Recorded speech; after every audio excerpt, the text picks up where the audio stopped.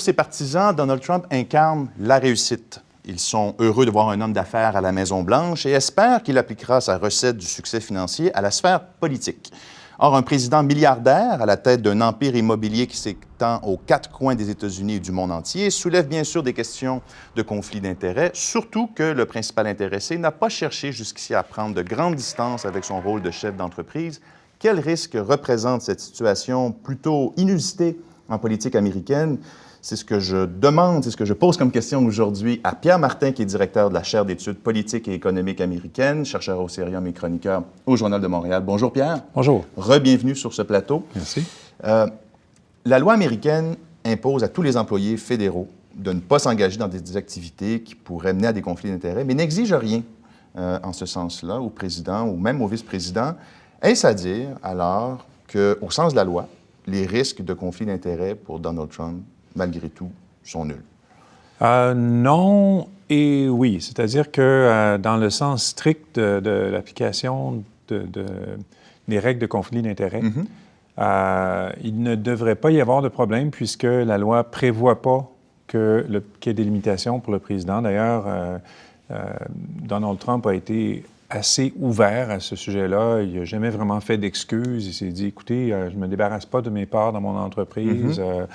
Je la confie à mes enfants et on va faire croire aux gens que c'est une fiducie sans droit de regard. Sans droit de regard. Ouais. Donc, et faites-moi confiance, je ne vais pas m'en occuper et ça sera la moindre de mes préoccupations. Évidemment, ce serait difficile à croire de la part de n'importe qui, y compris Donald Trump. Donc, les règles de conflit d'intérêts habituelles, les normes de conflit d'intérêts sont telles que tous les présidents de l'ère moderne se sont départis de leurs actifs, les ont placés dans des fiducies sans droit de regard. C'est ce qu'avait fait, par exemple, Mitt Romney. Il s'est engagé à le faire, évidemment. Oui, il s'était engagé à le faire. Mais juste pour vous donner un exemple peut-être qui illustre de façon plus imagée cette question-là, Jimmy Carter. Oui. Jimmy Carter était bien connu, il était gouverneur de la Géorgie, mais il possédait aussi une ferme d'arachides, de culture d'arachides. Donc, il faisait une culture commerciale modeste, mais quand même, avec une ferme qu'il avait construite de ses mains. OK? C'est un type qui fabriquait des maisons, il l'a faite de ses mains. Et il s'est senti obligé de la vendre. Même si ce n'était pas un empire comme celui de Donald Trump, c'est ça? Parce que conflit d'intérêts possible si une de ses décisions avait affecté le marché de l'arachide. Donc, on parle ici d'une affaire de quelques centaines de milliers de dollars. Oui. Dans une région bien spécifique. Et si, par exemple, on peut s'imaginer qu'un homme politique ait accumulé un portefeuille d'une dizaine de millions de dollars de façon tout à fait honnête et que les gens puissent se poser des questions sur si, par exemple, il y a des engagements financiers précis dans 2 pays avec 5 ou 10 millions de dollars d'investis, on pourrait se poser des questions. Mais pour Donald Trump, on multiplie le montant par 1000. Oui, parce qu'il faut le dire. On multiplie le nombre de pays par 10. Il y a des engagements financiers connus dans une vingtaine de pays. Pas les plus faciles, pas les plus politiquement commodes. On parle de la Turquie, l'Azerbaïdjan, la Chine, Taïwan, des pays latino-américains, le Canada, ça, c'est pas un gros problème, le Japon et sans parler d'autres engagements de sa famille et sans parler aussi des choses qu'on ne connaît pas, c'est-à-dire des dettes qu'il aurait pu encourir dans auprès des banques, des dettes qu'il n'a pas eu besoin de révéler, il n'a pas eu besoin de dire à qui il avait emprunté de l'argent. Il y a toutes sortes de rumeurs, par exemple, qui circulent selon lesquelles il pourrait avoir emprunté de l'argent à des banquiers oligarques russes qui le tiendraient par les bijoux de famille à cause de ça. On ne sait pas. Même on n'a pas vu les Erdogan a menacé de retirer les lettres de son nom apparaissant évidemment sur ses immeubles en Turquie si les États-Unis ne faisaient pas telle ou telle chose. Donc, on voit déjà même à l'étranger, sans que Trump fasse quoi que ce soit, du chantage qui peut se faire. Donc, il a donné son assurance que ça ne le préoccuperait pas en tant que chef de l'exécutif américain, mais les apparences sont là Et ce qui n'est pas apparent est peut-être encore plus inquiétant. On ne sait pas quelle est... Et même, on parle, par exemple, de chantage, on parle et on parle également... Il y a toutes sortes d'autres types. Par exemple, il opère, l'organisation Trump opère l'hôtel Trump International sur Pennsylvania Avenue à Washington. C'est un édifice qui est loué au gouvernement américain. Donc, il se louerait à lui-même, son édifice.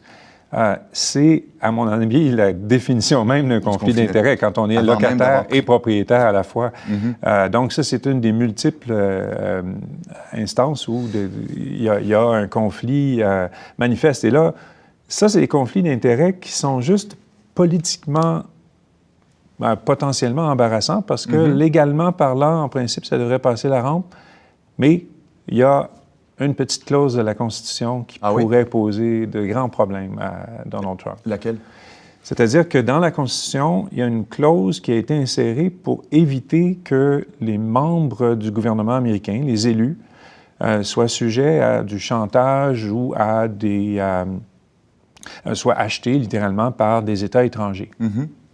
C'était pratique courante dans la diplomatie du 18e siècle. Et on a voulu se garantir contre ce genre d'intervention-là. Et donc, c'est ce qu'on appelle la clause des émoluments. Dans l'article 1, numéro 9, il y a cette clause des émoluments et qui dit quoi? C'est-à-dire qu'un élu américain n'a pas le droit de recevoir une compensation financière de quelque nature que ce soit, même contre des services rendus, de la part d'un prince, d'un roi ou d'un État étranger. Donc, un prince, prenez l'exemple du prince arabe qui va louer sa chambre à l'hôtel Trump, fait un chèque pour l'organisation Trump, c'est un émolument à M. Trump. Et donc, c'est un exemple parmi d'autres où, à tout moment où ces entreprises entreraient dans des transactions, seraient payées par des États étrangers, en principe, ça viole cette clause de la Constitution, puis tout le monde peut le voir. Mais si je comprends bien, c'est la seule poignée légale qui existe. Tout le reste, on est dans l'ordre de la perception, du jugement, de l'arbitraire. Là. Exactement. Légalement parlant, c'est la seule chose qui est vraiment noir sur blanc. Pour le reste, ça peut poser des problèmes, notamment, par exemple, s'il y a des membres de sa famille qui rentrent dans l'équation. À ce moment-là, il y a quand même des lois qui empêchent un président de favoriser de quelque façon que ce soit les membres de sa famille. Et il semble y avoir maintenant une tendance de ce côté-là de la part de Donald Trump. Donc, on aura beaucoup il y aura beaucoup d'analystes qui vont observer toutes ces choses-là et ça va prêter à controverse dès le jour 1 et probablement pour toute la durée de son mandat. Mais est-ce qu'on connaît les conséquences là, si on viole cet article-là de la Constitution? Est-ce qu'on peut penser à une procédure de destitution?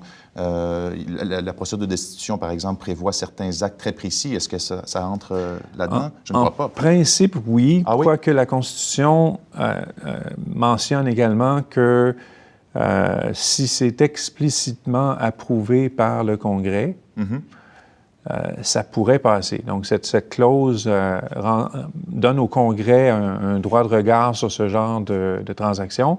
Maintenant, le Congrès est républicain, mais ça prendrait quand même une loi en bonne et due forme. Une loi, ça prend l'assentiment des deux chambres, y compris le Sénat, qui est sujet au filibuster. Donc, ça prend au moins 60 votes.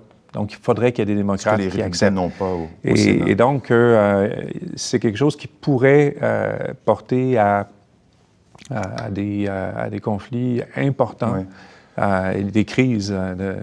Sans parler, par exemple, il y a toutes sortes d'autres conflits d'intérêts.